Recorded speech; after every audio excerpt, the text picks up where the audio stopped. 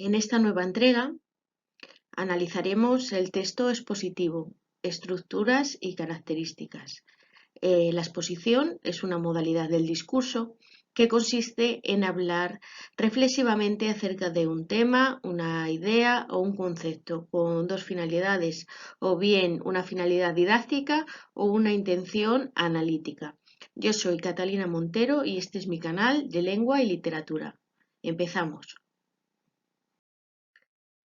La exposición, junto con la argumentación, persiguen la transmisión de una información donde la ambigüedad y la imprecisión no deberían estar presentes.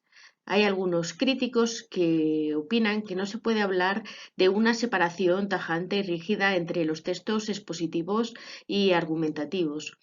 En el tema que veremos también se atenderá al ensayo, en el que se funden de forma particular la exposición y la argumentación, ya que el ensayo aprovecha los materiales que le proporciona la exposición y la argumentación como vías habituales de conocimiento y formas de pensamiento.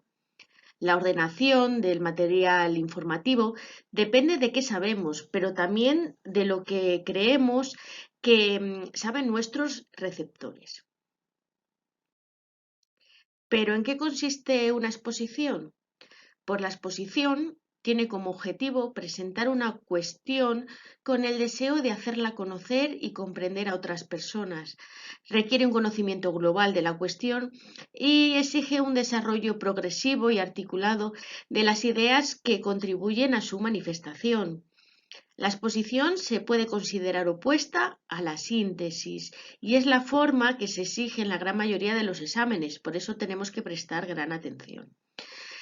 Según el público al que va dirigido y de la intención del autor, distinguiremos entre una modalidad divulgativa, donde el autor informa lo más clara y objetivamente posible un tema de interés general y va dirigido a un amplio sector del público, mientras que la modalidad especializada requiere el conocimiento de una determinada ciencia o materia por parte del receptor.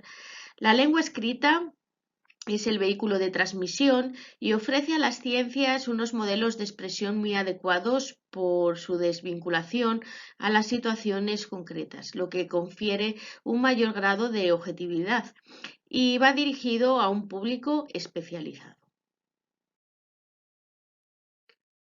Los textos presentados se diferencian en cuanto a su comprensión, pero presentan características comunes, ya que en ambas modalidades el autor suele entrar directamente en materia, abordando el tema de una forma directa tras una breve introducción para captar la atención y el interés del lector.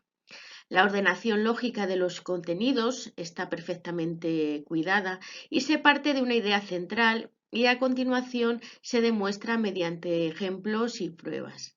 El orden seguido suele ser el deductivo y además se utiliza una terminología propia y específica, aunque también puede presentarse a la inversa, a partir de un orden inductivo, es decir, que parta de lo particular a lo general. Con frecuencia en la exposición aparece una relación de causalidad que alude a un proceso donde ciertos hechos provocan resultados. Estos textos, donde prevalece el carácter objetivo de la información sobre cualquier intención estética, suelen responder a estructuras simples. Veremos los siguientes tipos de esquema.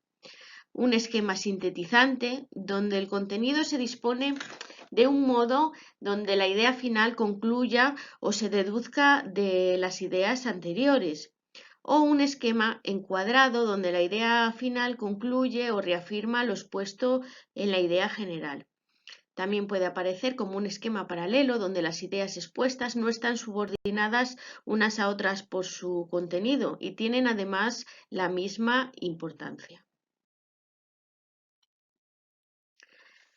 La descripción como elemento de exposición, una descripción técnica que se diferencia de la literaria y que es un apoyo insustituible en la exposición y se caracteriza por su fuerte valor enumerativo.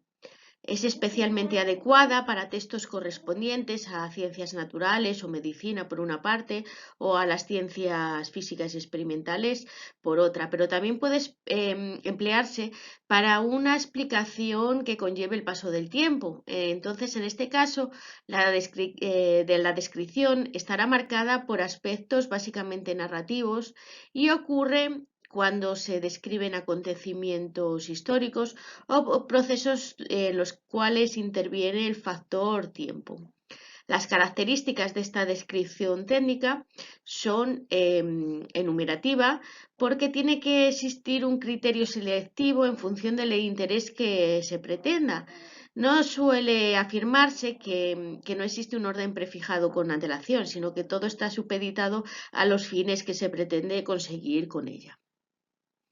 Esta descripción técnica tiene que ser clara, respondiendo así al principio de objetividad que está presente en estos textos y ha de procurarse en todo momento para huir de las ambigüedades, para evitar la confusión y facilitar de esta manera la comprensión del contenido.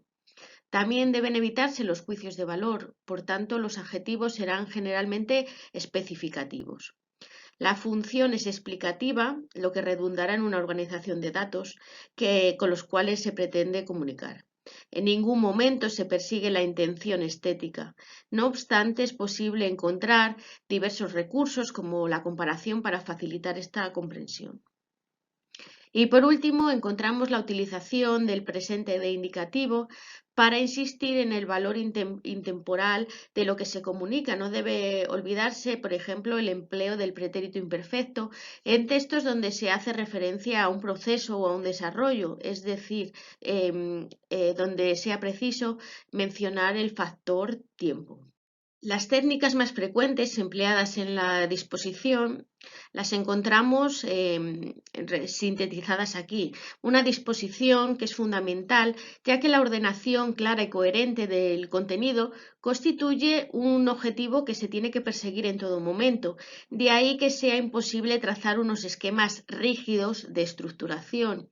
La elección del orden cronológico o del lógico siempre va a estar supeditada a la intención comunicativa que tenga el autor. Los ejemplos son otra característica de la exposición, ya que sirven para analizar o explicar y facilitar la comprensión del fenómeno por parte del receptor. El guión y el resumen. ¿Por qué? Porque tan importante es elaborar un guión antes de empezar a escribir, como aprender a resumir y a sintetizar un texto, ya que el resumen exige una perfecta comprensión de él después de una lectura atenta del mismo. Desde la perspectiva del alumno, éste intentará ordenar los contenidos más significativos del texto, dejando al margen los detalles irrelevantes. De aquí podría pasarse a la idea matriz que ha originado el texto y que sería el punto de partida de un guión, si lo contemplamos ahora desde la perspectiva del autor. Se observará a continuación de qué forma aparecen cohesionadas las distintas partes del texto. Las características lingüísticas. Pues la finalidad eminentemente práctica de la exposición determina estos rasgos que intervienen en su expresión, ya que las estructuras sintácticas deben adecuarse al carácter esencialmente informativo. Por ello son frecuentes las oraciones de carácter explicativo, ya que facilitan la comunicación y la comprensión del mensaje. También es posible señalar tendencias más o menos generalizadas, ya que no puede hablarse de normas estables, ya que predomina una expresión neutral en la mayoría de los textos, pero no una excesiva simplicidad sintáctica. Hay gran uso de la subordinación y existen periodos más bien largos. Aparecen con frecuencia subordinadas adjetivas, cuyo sentido explicativo o especificativo se corresponde con este tipo de textos. También son frecuentes las subordinadas adverbiales y la coordinación aparece relacionando periodos amplios y proporcionando matices semánticos de inclusión o exclusión. En cuanto al léxico, tenemos que decir que es de carácter específico según la temática de que se trate y del nivel en el que nos encontremos, ya que los términos empleados no deben ser ambiguos en ningún caso. Se toman, por tanto, en su valor denotativo, pues la exposición de las ideas tiene que ser precisa. A veces es verdad que la connotación puede aparecer, pero es más bien en textos divulgativos y ensayos, y por el contrario no tienen cabida en textos científicos. Estos textos científicos y los técnicos pertenecen normalmente a los tipos de expresión denominados exposición y argumentación, caracterizándose fundamentalmente por poseer terminología propia. Hoy en día esta es muy abundante y se está ampliando constantemente. Se manifiestan habitualmente tanto la exposición como la argumentación, dado que es un género ligado a la reflexión libre, al discurrir en libertad. Entonces quedaría definido el ensayo como vehículo de la comunicación del pensamiento en sus diversas facetas. El propósito estético queda subordinado a fines ideológicos, a pesar de que hoy, por ejemplo, en el ensayo periodístico se cultiva con un alto grado de intención artística. El ensayo no ha sido tradicionalmente considerado como un género de derecho, sin embargo, a día de hoy se intenta rectificar esta situación. Veremos como rasgos del ensayo la posición subjetiva del autor, con una temática variada, donde el estilo es prosa literaria sin una estructura prefijada, que admite la exposición y la argumentación lógica, junto a las digresiones en un escrito breve sin una intención de exhaustividad, y su propósito es comunicativo, reflexivo o didáctico. El ensayo posee una rica y compleja naturaleza, de ahí la dificultad que entraña elaborar una tipología. Normalmente se atiende al contenido o al modo en el que se trata. Temáticamente predominan los temas humanísticos y pueden clasificarse también según la actitud del autor. Entonces hablaríamos de ensayos informáticos, irónicos, cómicos. Un grupo bien definido sería el constituido por los ensayos de crítica. Su estructura es libre, donde la línea de pensamiento no sigue un camino prefijado, como hemos dicho, sino que discurre libremente. Esta característica está en consonancia con el propósito último del ensayo, ya que pretende sobre todo sugerir y no tanto proporcionar una información exhaustiva sobre un tema. A pesar de que esta estructura es libre, es frecuente, sin embargo, la utilización de una estructura deductiva, donde también se utilizan con frecuencia citas, donde encuentra sus raíces en la tradición oral, ya que muchas veces encontramos proverbios, máximas, aforismos, y estas citas aparecen con una finalidad diferente a la que se había señalado para la argumentación. Es decir, no se pretende recargar el texto de erudición, sino todo lo contrario, poner de relieve la cohesión con una tradición legitimada. Otro rasgo es la brevedad, puesto que su fin no es transmitir todo lo que se sabe sobre un tema sino que se supedita a la brevedad, pero la unidad interna temática será la que dice en última instancia esta extensión adecuada. Hay una gran variedad temática, aunque se tratan preferentemente temas pertenecientes a disciplinas humanísticas.